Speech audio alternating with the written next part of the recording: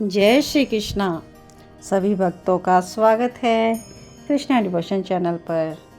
और आप सभी भक्त बताएं कि क्या आप हरि कथा जो कि माघ मास महात्म में डेली कही जा रही है, क्या आप सुन रहे हैं? कमेंट करके ज़रूर बताइएगा। देखिए, हमें घर बैठे ही प्रभु की अमृतमयी कथा लिसन करने को मिल रही है। इससे ज़्यादा सौभाग्य हमारा क्या होगा। हमें कहीं पर चलकर नहीं जाना पड़ता, हम घर बैठे ही प्रभु की कथा लिसन कर सकते हैं। तो प्रभु का आभार व्यक्त करने के लिए जय श्री कृष्णा कमेंट में ज़रूर लिखिएगा। तो चलिए अपना समय हरि चरणों में लगाते हुए और अपना ध्यान प्रभु की ओर करते हुए हम अध्याय 22वां आज लिसन करेंगे। तो पिछले भाग में हमने श्रवण कर लिया है देवद्युति की कथा और किस प्रकार से वह भगवान की हरि भक्ति करते थे। तीनों टाइम वह भगवान में ही लगे रहते थे और भगवान ने भी प्रसन्न होकर उसको दर्शन दिए। तो आगे देवद्युति के द्वारा यह भी बताया गया कि योग सागर नामक का स्तोत्र वह पाठ करता था, तो उसके करने से उसको अक्षय पुण्य प्राप्त हुआ है और भगवान के दर्शन भी प्राप्त हुए हैं। तो आज की कथा वशिष्ठ जी कह रहे हैं कि यह सब कहकर देवद्युति को भगवान जनार्दन अंतर्ध्यान हो गए। तब से देवद्युति नारायण के ध्यान में रम गए। वेद निधि बोलते हैं, हे महर्षि, मैं कृतकृत्य हुआ यह कथा सुनकर। गंगा जी में स्नान करने से पवित्र होने की भांति आज मैं विष्णु की इस कथा से पवित्र हुआ हूँ और मैं बहुत ही प्रसन्न हूँ। तो आप कृपा करें कि उस स्तोत्र को भी कहिए जिसके पाप से छूटे हुए ब्राह्मण से माधव भगवान ने प्रसन्न होकर उसको दर्शन दिए थे। हे ब्राह्मण, आपके महान सत्संग से मेरा मनोरथ सिद्ध हुआ है। अब लोमेश ऋषि जी जो कथा सुनवा रहे हैं, कहते हैं कि अब मैं तुमसे उस उत्तम स्तोत्र का रहस्य कहता हूँ जो कि मुझे गरुड़ जी से मिला है। हे ब्राह्मण, सब स्तोत्र सब पापों को हरने वाला और आत्मज्ञान करवाने वाला है। वासुदेव, विश्वव्यापी, चक्रधारी, भक्त प्रिय कृष्ण और तेज स्वरूप भगवान को नमस्कार है। स्तुति करने वाला और जिसकी स्तुति की जाए वह तथा स्तुति सभी जगत विष्णु में है। तब किससे स्तुति की जाए, क्योंकि मनुष्य की बुद्धि भेद मानती है। जिस देव के निश्वास सूत तथा अंगों सहित वेद हैं, भला कौन सी स्तुति से उनको प्रसन्नता होगी। परंतु भक्ति से मैं वचाल हुआ हूँ, जिसको साक्षात रूप में वेद वाणी तथा मन नहीं जानते, उनकी स्तुति मुझ जैसा अज्ञानी कैसे कर सकता है और भक्तिवान कैसे हो सकता है। समस्त चर तथा अचर और तीनों लोग को अपनी माया से चक्र के समान घूम रहे हैं, इसलिए हे देव, आप चक्रपाणी कहलाते हैं। ब्रह्मा विष्णु आप हैं। समस्त संसार की रचना करने वाले ब्रह्मा को भी आप ही उत्पन्न करने वाले हैं। जब जीव इस शरीर को धारण करता है तब ही उसको ज्ञान उत्पन्न होता है। आप सब सुखों के दाता हैं, इसमें कोई संदेह नहीं। सब सुखों को देने वाली बुद्धि आपसे ही उत्पन्न होती है। आप ही 5 कर्मेंद्रिय, 5 महाभूत तथा मन के विविध भाव हैं। हे ब्राह्मण, ब्रह्मा विष्णु और शिव 3 कल्पनाओं से आप संसार की कल्पना वैसे ही करते हैं जैसे पिता पुत्र की कल्पना करता है। कवियों में जो रूप शोभा देता है उस निर्गुण भगवान विष्णु को मैं नमस्कार करता हूँ। और मैं उस रूप को जिसको योगी लोग सब मनियों में आत्म रूप से देखते हैं, उपासना करते हैं, जिसको अद्वैत कहते हुए गाते और यज्ञ करते हैं, उन माधव भगवान को नमस्कार करता हूँ। जो मनुष्यों को माया तथा मोह में पैदा हुए विचित्र आभास, अहंकार तथा ममता को जानकर खो देते हैं, उन भगवान को मैं नमस्कार करता हूँ।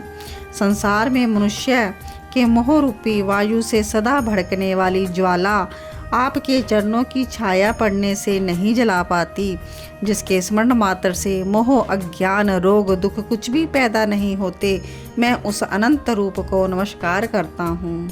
जिसके मिल जाने पर प्रजा किसी दूसरी वस्तु की इच्छा नहीं करती, जिसको जानकर अद्वैतवादी मनुष्य आत्मा को समान देखते हैं। यदि विष्णु शब्द का अर्थ और उनके विषय का ज्ञान एक ही होता तो इस सत्य से, हे माधव, मैं इस संसार की माया में ना फंसकर तेरे ही ध्यान में लीन रहूं। यदि वेदांत दर्शन के अनुसार नारायण समस्त संसार में व्याप्त है तो इसी सत्य से मेरी विष्णु भगवान में निर्विघ्न भक्ति हो। जो बीज नहीं है अर्थात किसी वस्तु के कारण नहीं है तो भी बिना बीज के अर्थात स्वयं विद्यमान है। जो बीजों के बीज से युक्त हैं वह भगवान विष्णु ज्ञान रूपी खंग से हमारे संसार के बीज को टुकड़े टुकड़े कर दे। जो संसार की सृष्टि, स्थिति, लय और 3 रूप ब्रह्मा विष्णु महेश धारण करते हैं और इन कार्यों में सत्व, रज और तम तीनों गुणों से विद्यमान रहते हैं, वह भगवान नारायण मुझसे प्रसन्न हो।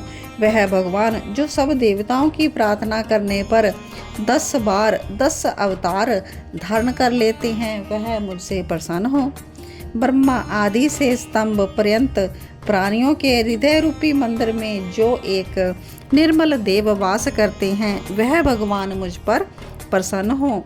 सृष्टि से पहले जिस देव ने प्रथम देखा, जो एक से अनेक हो गए, जिसने सृष्टि करके देवताओं में प्रवेश किया, वह भगवान मुझ पर प्रसन्न हो। हृदय रूपी आकाश में अंतर्यामी होने के कारण वर्तमान आकाश के समान सब जगह रहने वाले, आकाश के भी आदि अर्थात उत्पन्न करने वाले, इंद्रियों से अलग इंद्रियों की क्रिया में प्रेरणा रूप कार्य करने वाले, हृदय रूपी आकाश में अंतर्यामी होकर विचरने वाले, ब्रह्म प्रलय के अंत में आकाश इत्यादि को मिटाने वाले, आकाश मूर्ति आप यज्ञ के भोक्ता हो। जो रूप ज्ञान से अज्ञान को तथा रूप सुख से दुख को नाश करते हैं, जिनके सद्रूप की सत्ता से संसार आकार युक्त हुआ है, जो अविद्यापूर्ण संसार का त्याग कराते हैं, वही जगन्मय आप हैं। आपका बनाया हुआ विश्व आनंद करता है, आपसे त्यागे जाने पर अपवित्र हो जाता है। उसका साथ करने पर भी आप बिना साथ के बने रहते हैं, इसलिए आप में कोई विकार नहीं है। जिनको 4 वराक पंचभूत के योग से पैदा हुआ चैतन्य मानते हुए उपासना करते हैं और प्रौढ़ तक से आपको शन भंगुर बुद्धि कहते हैं। सांख्यवादी तुम्ही को प्रकृति से पर पुरुष मानकर ध्यान करते हैं। जन्म इत्यादि से रहित पूर्ण चैतन्य रूप सर्वदा आनंद लक्ष्य आपको उपनिषद बड़ों से बड़े ब्रह्मा रूप का चिंतन करते हैं। आकाश आदि 5 महाभूत देह, मन, बुद्धि, इंद्रिया, विद्या, अविद्या सभी कुछ आप ही हैं। आपसे अलग कुछ है ही नहीं। आप ही सबको पैदा करने वाले हैं, अतएव आप ही मुझको अपनी शरण देने वाले हैं। आप ही अग्नि, रवि, इंद्र, मंत्र, क्रिया का फल सब कुछ हैं। शारीरिक कर्म के फल को देने वाले, दीक्षितों की क्रिया को पूर्ण करने वाले आप ही हैं। वैकुंठ में आपके सिवा कोई दूसरा नहीं है। मैं भगवान आपकी शरण में हूँ। सब प्राणियों के हेतु आप ही हो, सबके शरणदाता आप हो। जिस प्रकार युवतियों की तरुण में तथा तरुण की युवती में प्रीति रहती है, उसी प्रकार मेरी प्रीति निरंतर आप में बनी रहे। हे हरि, जो पापी और दुराचारी मनुष्य आपको प्रणाम करता है, उसकी ओर यमदूत भी नहीं देखते, जैसे उल्लू सूर्य को नहीं देखता। आदि दैविक, आदि भौतिक तथा आध्यात्मिक तीनों प्रकार के दुख तथा पापों के समूह तभी तक मनुष्य को दुख देते हैं जब तक, हे नाथ, वह आपके चरण कमलों की सेवा नहीं करते। जिसको गुण, जाति तथा शरीर के धर्म स्पर्श नहीं करते, जिनको गतियां स्पर्श नहीं करती, जिसको इंद्रियां वशीभूत नहीं कर सकती, जिसके मोहयुक्त मुनि लोग साक्षात नहीं कर सकते, उस विशिष्ट भगवान हरि को मैं नमस्कार करता हूँ। जितने ऐश्वर्य अर्थात ज्ञान रूपी सुंदर गुण हैं तथा जिन्होंने सुख स्वरूप मोक्ष रूपी लक्ष्मी का आलिंगन किया है, जो आत्म स्वरूप सुख भोगने वाले तथा ध्यान रूप जीवनदायी चूर्ण से जिन्होंने मृत्यु को वश में किया है, इस तरह के मुनियों से सेवित हरि भगवान को मैं नमस्कार करता हूँ। जिनका स्वभाव जन्म आदि से अलग है, जिनको काम आदि दोष दुख नहीं देते, उन वासुदेव भगवान को मैं प्रणाम करता हूँ। स्थूल कारण में तथा कारण के विलीन में और इसके कारण को कारण में वर्जित करके उन मुनि सेवित भगवान हरि को मैं नमस्कार करता हूँ। जिनके ज्ञान की संगति से अविद्या का मल शुद्ध हो जाता है, जिनकी ज्ञान रूपी अग्नि में पड़कर संसार दाह को प्राप्त होता है, जिनके ज्ञान की तलवार संशय रूपी शत्रु का नाश करती है, उन विशुद्ध बोध वाले दुख नाश करने वाले भगवान को मैं प्रणाम करता हूँ। सारे चर अचर तथा प्राणी भगवान हरि के शरीर हैं, अतः सत्य व्रत से भगवान मुझको साक्षात दर्शन दे। जिस प्रकार नारायण सारे स्थावर जंगम संसार को उत्पन्न करते हैं, उसी सत्य से भगवान केशव अपना दर्शन दे। जब नारायण में और उनसे भी अधिक गुरु में मेरी भक्ति है, तो इसी सत्य से भगवान मुझको साक्षात दर्शन दें। तो इस प्रकार की शब्दों तथा सच्ची भक्ति देखकर भगवान पुरुषोत्तम ने प्रसन्न होकर उसको अपना दर्शन दिया। तत्पश्चात भगवान कमलापति उस ब्राह्मण की स्तुति से प्रसन्न होकर उसके मनोरथ को पूरा करके वर देकर अंतर ध्यान हो गए। वह ब्राह्मण भी कृतकृत्य होकर भगवान वासुदेव में ही लीन हो गया और शिष्यों के साथ स्तोत्र पढ़ता हुआ तपोवन में रहने लगा। जो भी मनुष्य इस स्तोत्र का पाठ करता है, सुनाता है या सुनता है, उसको अश्वमेध यज्ञ का पूरा फल मिलता है। तो पाठ करता ब्राह्मण आत्म विद्या के प्रबोध वाली जमात्री को पाता है।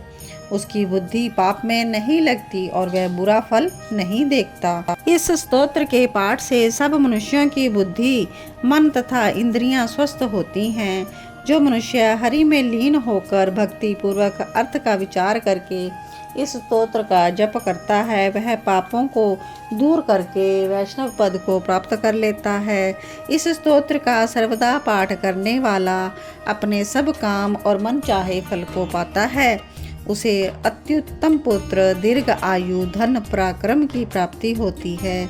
1000 तिल पात्र 100 गोदान करने से जो फल होता है, वही इस स्तोत्र के पाठ से मिल जाता है।